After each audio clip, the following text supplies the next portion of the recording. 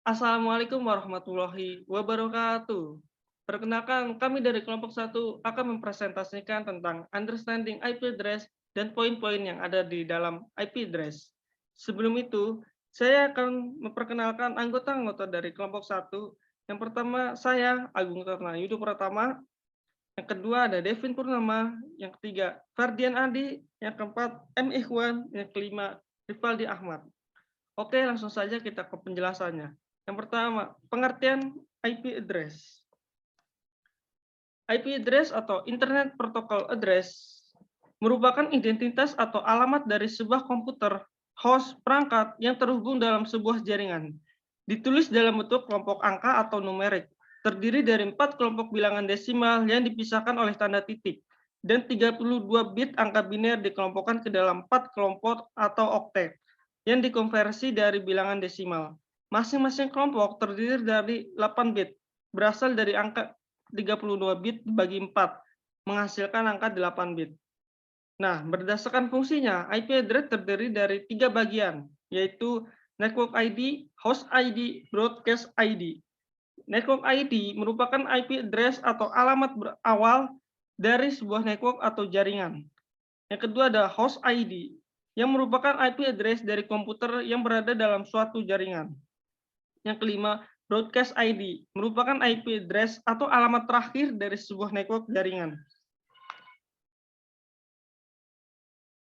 Selanjutnya ada Internet Scaling Problem. Di internet, penskalaan selalu menjadi tantangan. Sejauh ini, penskalaan benar-benar merupakan hal yang penting. Misalnya ketika beralih dari menyimpan daftar semua host di internet dalam satu file ke sistem nama domain hierarkis atau DNS.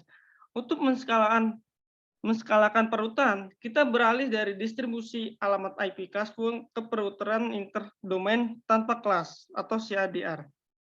Nah, beberapa pendekatan dasar untuk menskala internet antara lain yang pertama ada penskalaan horizontal.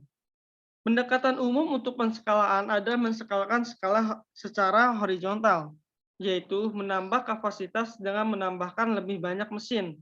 Penskalaan horizontal tidak selalu sepele dan sangat bergantung pada teknologi yang terlibat. Misalnya, dengan SQL sulit untuk menggunakan penskalaan horizontal, karena penskalaannya dengan model SCID. Di sisi lain, penskalaan horizontal bekerja cukup baik untuk layanan web, di mana di setiap sisi pada dasarnya independen dari semua sisi lainnya, dan pengguna tidak mengharapkan konsistensi penuh dalam pengalaman menjelajah mereka. Namun pada akhirnya, penskalaan horizontal mencapai batasan karena tidak menyediakan cara untuk mendapatkan akses ke data di banyak lokasi berbeda. Yang kedua ada penskalaan hierarki. Cara lain untuk meningkatkan penskalaan adalah dengan memperkenalkan hierarki, seperti yang telah dilakukan di DNS. Dalam penskalaan hierarkis, data diatur dalam pohon yang merupakan teknik ilmu komputer lama yang digunakan dalam banyak algoritma dan struktur data. Ini secara efektif memungkinkan beberapa untuk menggunakan sejumlah besar data tanpa harus menelusuri setiap item untuk mendapatkan apa yang Anda butuhkan. Konsep inti ini adalah cara terbaik yang untuk menskalakan dan merupakan inti dari teknologi dasar dalam internet. Next.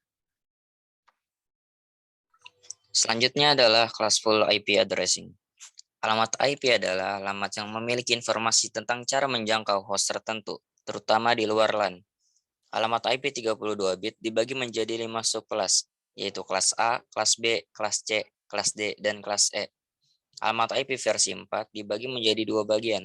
Yang pertama ID jaringan dan yang kedua ID host. Kelas alamat IP digunakan untuk menentukan bit yang digunakan untuk ID jaringan dan ID host, dan jumlah total jaringan dan host yang mungkin di kelas tertentu.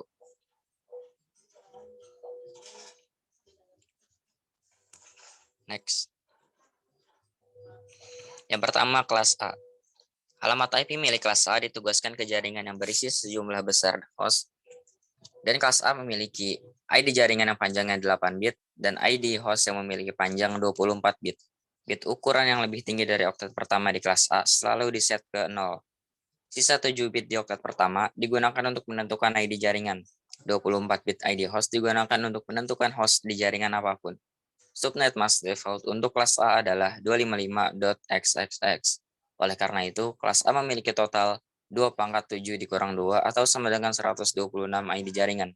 Di sini, dua alamat dikurangi karena 0.0.0.0 dan 1.7.xyz adalah alamat khusus.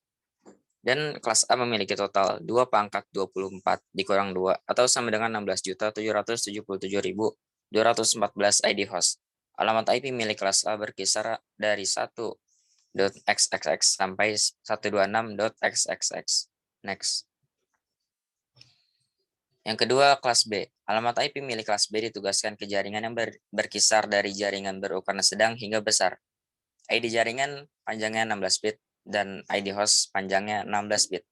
Bit ukuran yang lebih tinggi dari oktet pertama alamat IP kelas B selalu diatur ke 10. 14 bit sisanya digunakan untuk menentukan ID jaringan. 16 bit host ID digunakan untuk menentukan host di jaringan apapun. Subnet mask default untuk kelas B adalah 255.255.xx. Kelas B memiliki total 2 × 14 atau sama dengan 16.384 alamat jaringan dan 2 × 16 dikurang 2 atau sama dengan 65.534 alamat host.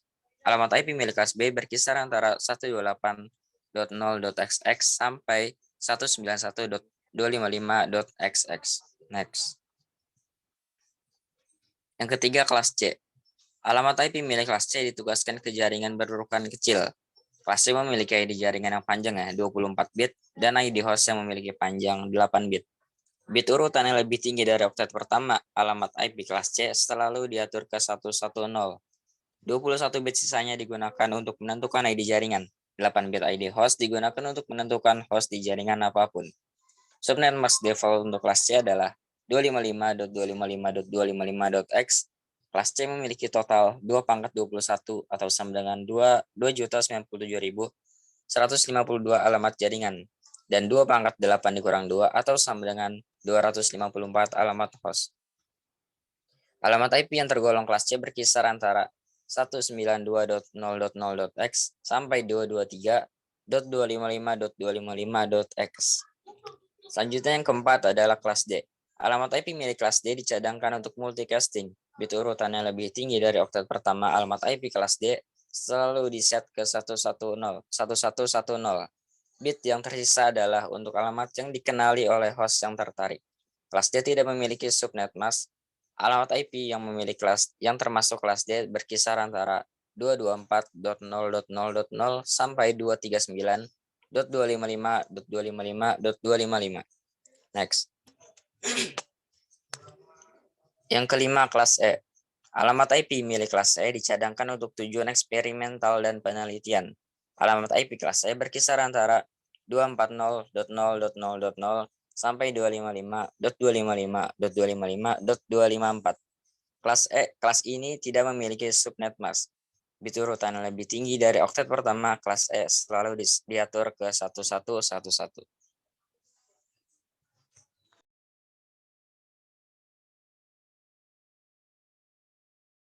Oke, selanjutnya ada subnetting. Jadi sub jaringan atau subnet yaitu pembagian logis dari suatu jaringan IP. Kemudian subnetting tersendiri yaitu praktik membagi jaringan menjadi dua atau lebih jaringan. Kemudian subnet mask merupakan sebuah teknik khusus untuk memecah atau membagi jaringan komputer sehingga menjadi subnetwork dengan ukuran yang lebih kecil. Kegiatan pemecahan ini dinamakan subnetting dan hanya bisa dilakukan terhadap IP address yang terdiri dari kelas A, B, dan C saja.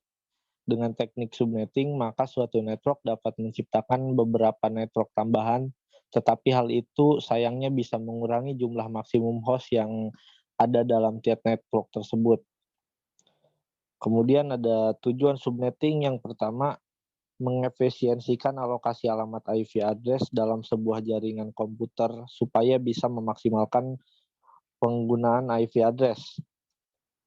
Yang kedua yaitu untuk mengatasi masalah perbedaan perangkat keras atau hardware. Yang terakhir, media fisik yang digunakan yang digunakan pada suatu jaringan. Next. Kemudian ada fungsi subnetting. Yang pertama ada mengefisiensikan alamat IP. Penghematan IP mengalokasikan IP address yang terbatas agar lebih efisien. Jadi jika internet terbatas oleh alamat-alamat di kelas A, B, dan C, tiap network akan memilih 254 atau 65.000 atau 16 juta IP address untuk host device-nya. Walaupun terdapat banyak network dengan jumlah host lebih dari 254, namun hanya sedikit network yang memiliki host sebanyak 65.000 atau 16 juta. Dan network yang memiliki lebih dari 254 device akan membutuhkan alokasi kelas B dan mungkin akan menghamburkan percuma sekitar 10 ribuan IP address. Yang kedua ada mengurangi trafik jaringan. Jadi subnetting memastikan bahwa trafik yang ditujukan untuk perangkat dalam subnet tetap berada di subnet itu, yang mengurangi keleletan melalui penempatan subnet yang strategis. Kita juga dapat membantu mengurangi beban jaringan dan lalu lintas rute yang lebih efisien. Kemudian yang ketiga ada meningkatkan keamanan jaringan. Jadi kita mungkin berpikir bagaimana perangkat di jaringan kita akan aman apakah dengan memisahkan jaringan Anda menjadi subnet, Anda dapat mengontrol aliran lalu lintas menggunakan ACL, QoS atau peta rute dan memungkinkan Anda untuk mengidentifikasi ancaman titik tutup dari masuk dan targetan tanggapan. Anda juga dengan lebih mudah dapat membagi jaringan menggunakan router untuk menghubungkan subnet melalui konfigurasi ACL pada router dan switch. Kemudian yang terakhir, mengoptimalkan kinerja dan kecepatan jaringan. Mengoptimalisasi untuk kinerja jaringan walaupun sebuah organisasi memiliki ribuan host device, mengoperasikan semua device tersebut di dalam network ID yang sama akan memperlambat network cara TCP atau IP bekerja mengatur agar semua komputer dengan network ID yang sama harus berada physical network yang sama juga. Physical network memiliki domain broadcast yang sama, yang berarti sebuah medium network harus membawa semua traffic untuk network. Kemudian untuk melakukan proses subnetting, kita akan melakukan beberapa proses seperti menentukan jumlah subnet yang dihasilkan oleh subnet mask, kemudian menentukan jumlah host per subnet, kemudian menentukan subnet yang valid, kemudian menentukan alamat broadcast untuk tiap subnet, yang terakhir menentukan host-host yang valid untuk tiap subnet. Next. Kemudian ada VLSM atau Variable Length Subnet Mask. Jadi VLSM adalah teknik yang memungkinkan administrator jaringan untuk membagi ruang alamat IP ke subnet yang berbeda ukuran, tidak seperti ukuran subnetting. Untuk menyederhanakan VLSM adalah dengan memecah alamat IP ke subnet atau ke beberapa tingkat untuk mengalokasikan sesuai dengan kebutuhan individu pada jaringan. Hal ini juga dapat disebut IP tanpa kelas. Pengalaman sebuah kelas pool mengikuti aturan umum yang telah terbukti berjumlah pemborosan alamat IP. Cara terbaik kita dapat mempelajari bagaimana subnet atau VLSM adalah dengan contoh di bawah. Nah, jadi jika router pertama akan terhubung dengan komputer C dengan network 192.168.196 Kemudian router 2 akan terhubung dengan komputer E dan B dengan network B yaitu 192.168.1.0/27 dengan network E yaitu 192.168.1.32/27. Kemudian router 3 akan terhubung dengan komputer D dan A dengan network D-nya yaitu 192.168.1.80.28 dan network A 192.168.1.64/28. Next. Nah, kemudian menghitung VLSM. Jadi untuk menghitung VLSM, subnet dihitung dari kebutuhan host terbesar atau kebutuhan hostnya diurutkan. Di VLSM, tiap subnet akan dihitung lagi. Kemudian networknya mengikuti dari subnet yang sudah dihitung sebelumnya. Next. Nah, ini ada cara menghitung VLSM dasar. Jadi cara menghitung VLSM, subnet itu di next. Jadi menghitung VLSM dasar itu, yang pertama workstation LAN paling banyak yaitu 50 host menggunakan 26 dengan alamat network 192.168.10.0 Kemudian 2 server LAN, kedua ada 12 host menggunakan 28 karena punya 14 valid host dengan alamat network 192.168.10.64 Yang ketiga point to point one. Terakhir cuma ada 2 host, cukup dengan 30 dengan alamat network 192.168.10.80 Kemudian yang terakhir, kalau ada network lagi berarti bisa pakai network mulai dari 192.168.10.84 akhir dari network point to point one. Nah, jadi di VLSM sisa network jadi banyak. Lihat di topologi di gambar, jika kita lihat di gambar sebelumnya itu ada blok hijau. Kemudian selanjutnya ini dia bisa disimpulkan. Jadi jika subnet prefix atau CIDR 26, maka subnet max-nya 255.255.255.192. Kemudian usable IP-nya ada usable IP address atau hostnya yaitu 62. Kemudian usable IP address plus network and broadcast address-nya 64. Kemudian jika CIDR-nya 27, subnet mask-nya 255.255.255.224. Kemudian usable IP address-nya 30. Terus usable IP address plus network and broadcast address-nya 32 dan seterusnya. Next.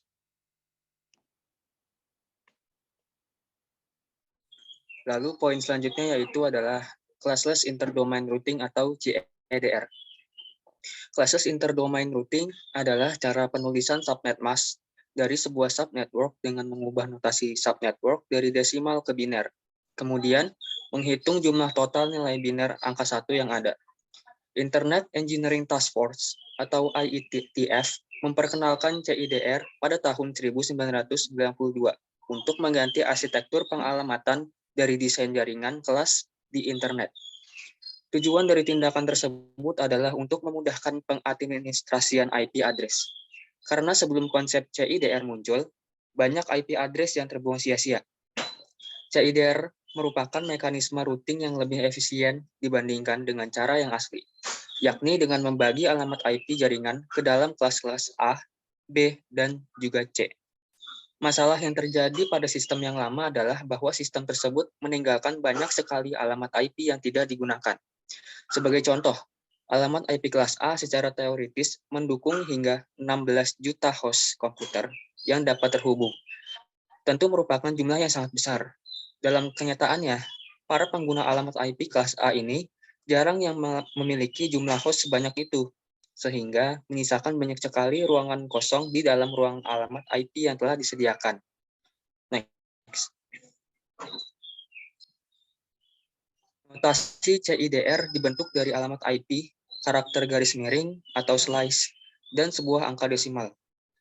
Angka tersebut merupakan jumlah 1 bit dalam subnet mask.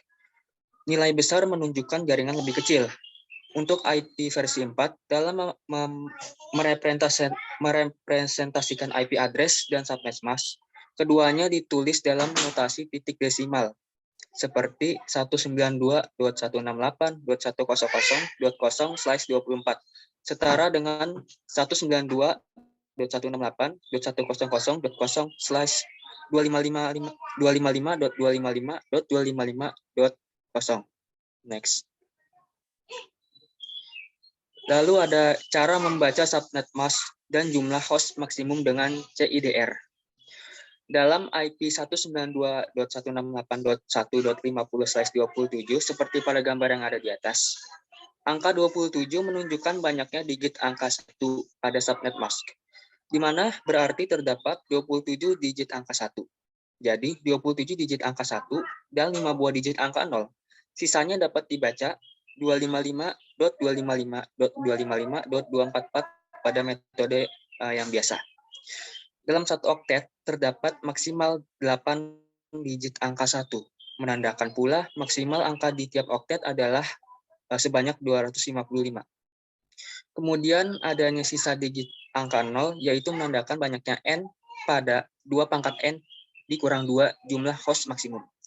Pengurangan dengan angka 2 adalah untuk alokasi network ID dan juga broadcast ID. Next.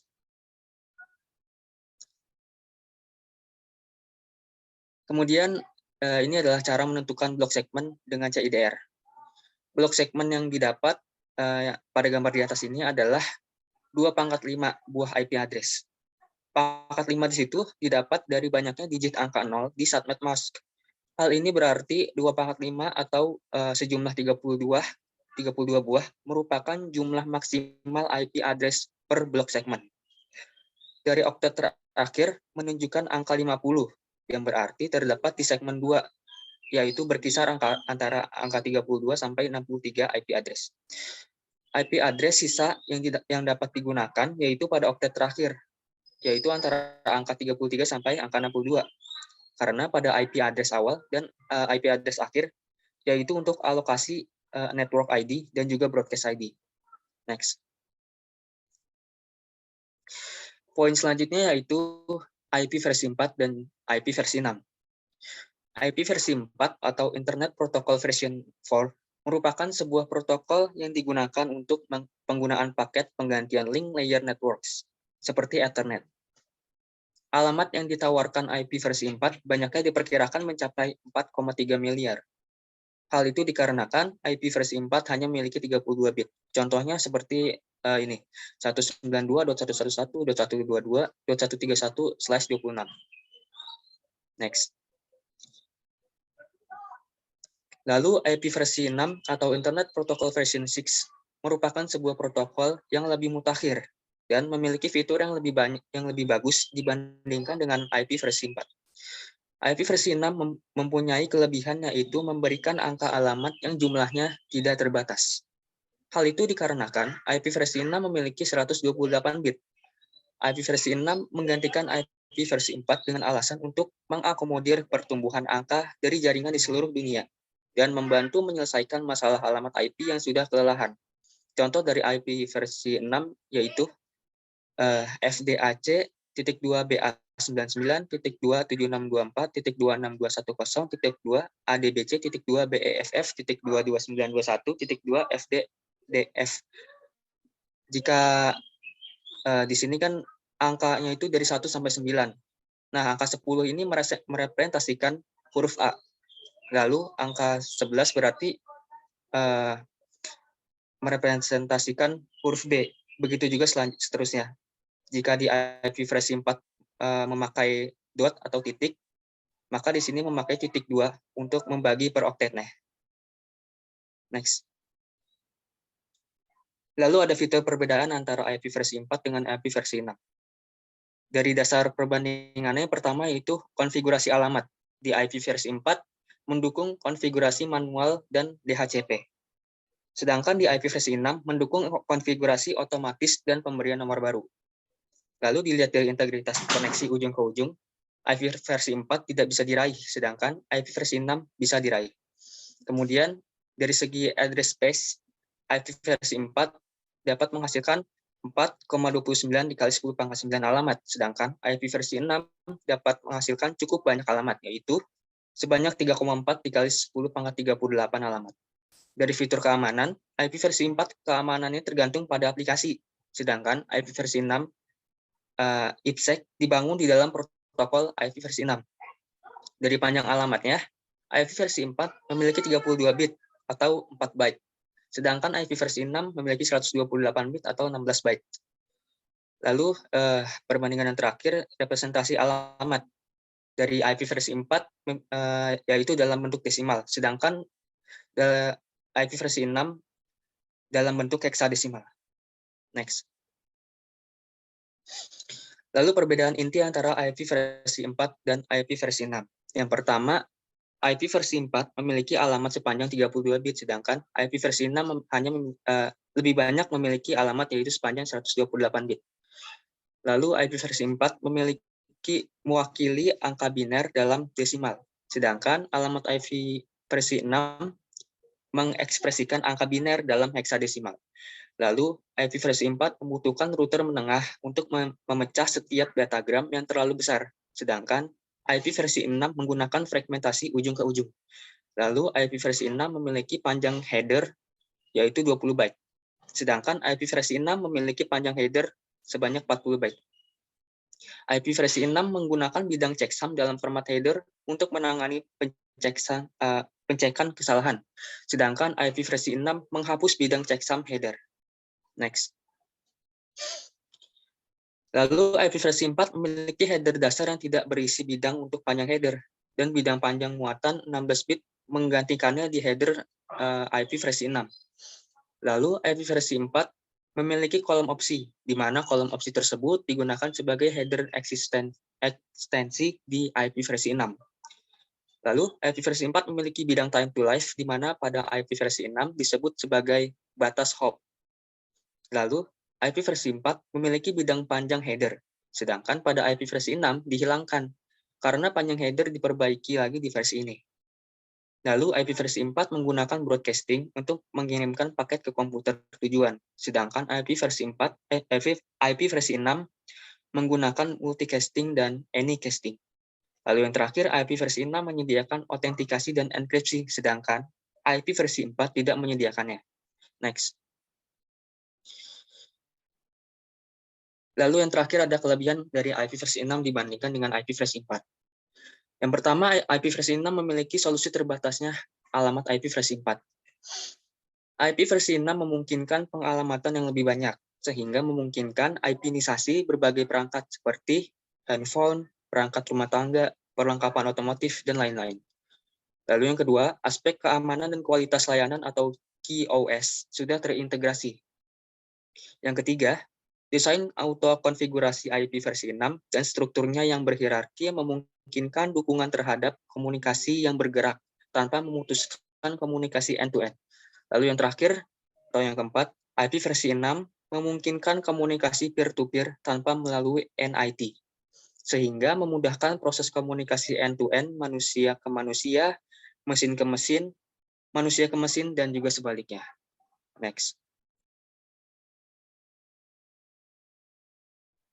Lalu materi yang terakhir ada OSI layer, yaitu singkatan dari Open System Interconnection, yang berarti model referensi yang diciptakan dari sebuah kerangka yang bersifat konseptual. Tujuan dari pembuatan OSI layer yaitu menjadi model rujukan bagi setiap vendor atau developer, sehingga produk atau perangkat lunak yang dibuat memiliki sifat interpolate atau dapat berubah-ubah. Yang berarti user atau pengguna dapat melakukan kerjasama dengan produk atau sistem tanpa perlu melakukan penanganan secara khusus atau spesial. Next. Lalu ada model-model pada OSI layer. Yang pertama ada application layer, yaitu lapisan yang menjadi pusat atau center terjadinya suatu interaksi antara pengguna dengan aplikasi yang bekerja menggunakan fungsionalitas sebuah jaringan. Selain itu, pada lapisan ini juga melakukan konfigurasi mengenai bagaimana cara aplikasi dapat bekerja menggunakan sumber jaringan. Kemudian, application layer juga dapat memberikan pesan saat terjadi sebuah kesalahan pada proses pengaturan jaringan. Di antaranya ada beberapa service dan protokol yang berada pada application layer, seperti HTTP, SMTP, FTP, dan lain-lain.